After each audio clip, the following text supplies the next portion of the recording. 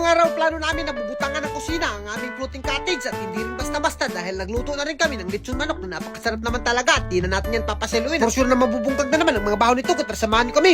What's up sa inyo guys? For today's video ay titiwasin nga pala natin yung paghimo ng ating bangko dyan. At as you can see naman guys, malapit na talagang matapos yung isang bangko natin. At sa mga hindi nakakaalam guys, isang bangko lang muna yung tatapusin natin ngayon dahil talagang na-short tayo sa kawayan. Napakalisod kasi manguha ng kawayan dito sa amin guys. Kailangan mo umagi ng 7 kabuok suba at 5 hektar bago mo makuha ng kawayan. At sa puntong ito, inabutan pa nga kami ng ulan. Kaya naman umuwi muna kami, baka bagyuhin kami sa dagat. At pagkatapos umuwi, bumalik na naman kami. Pagkikinabukasan at kasama ko na dito yung ma-import ko na si Art at si Jezebeth na nagsusugba kami. At sa puntong ito, may nasusugatan pa kami dito na nanginhas ng mga saangat ng mga kugitan. Naku, sayang naman talaga. Napakasarap pa naman yan ipon trip. Kaso nga lang, may mga bisita sila na naghihintay daw sa kanila at baka guslain kapag binaligyan nila. Kaya naman nalungkot si Ivy dahil hindi siya nakakaon ng saang. Pero hindi naman siya malulungkot kapag nakita niyo yung gagawin namin ngayon. At napakabagtik naman talaga ni Art at ni Jezebeth dahil maglilitsyon kami ng manok. At sa puntong ito, in-install na kaagad namin yung aming litsonana ng manok. At dito nga lang pala kami sa floating namin maglitsyon ng manok. At as you can see naman guys, kahit hindi pa nahuman yung aming floating cottage, nilitsonan na kaagad namin dahil wala talaga kami ibang magawa ngayon. At tayo na nga guys, kung nakikita nyo, talagang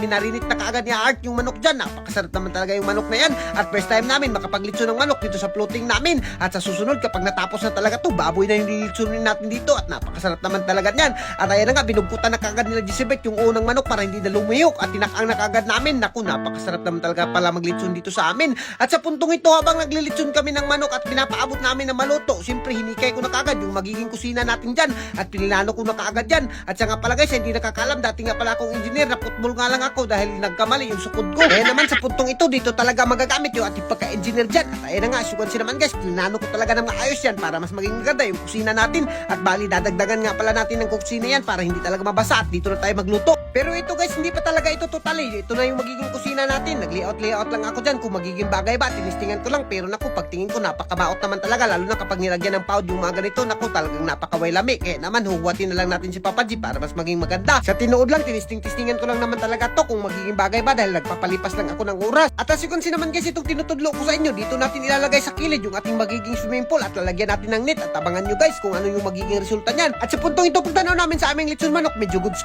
na nga at napakagaling naman talaga ni Art maglechon dyan at umabot pa ng South Korea, pinakyaway ng lechon. At sa puntong ito, nanonood lang si Ivy guys. At dito guys ba, nakita ko yung mga maliguay na to, inalsa nila yung baruto dahil daw baka mabasa at sila na yung lumangoy. Iwan ko ano yung pumasok sa utak nila. At sa puntong ito, medyo golden brown na nga yung ating lechon manok dyan at medyo naligaw na nga tayo dito sa kakachismisan. Kaya naman, tinilawan ko na kaagad yung lechon manok natin dyan. Kung parat-parat na, ay goods na yan. Kaya naman, haulin na kaagad natin yan. At dito, paanok-anukan pa daw ni Art at sabi niya, papaspasan niya. Kaya naman, napungot siya, hinaon niya na kaagad dahil sobrang langka na. At dito, hiniwa na kaagad namin. Ako, pagtingin namin, half-cook lang yung aming lechon manok dyan. Pero goods na yung half-cook na yan. Talagang bubungkagin na namin yan. At di na namin yan papasiluin dahil sobrang nagugusla na talaga kami. At ayan na nga guys, as you can see sa Ivy guys, binirahan niya na kaagad yung ampak ng ating lechon manok. Naku, medyo malasa-lasa rin yan. At sa puntong ito, siyempre di rin tayo magpapalupig dyan. Talagang napakasarap talaga yan. At dito may nagbigay na nga si Uncle Ruji ng kinilaw dito natin na napakasarap naman talaga. Naku, ito yung pinakapaborito ko talaga. Kinilaw. Dito na lang siguro kami guys at abangan nyo yung magiging update ng ating floating cottage kung ano yung madinagdag natin. Thank you God bless you. Nabuhay kayong lahat yan mga idol hanggat gusto nyo. So guys, dito ako palaging pumapaldaw, Ben 63M. Nasa comment section yung link.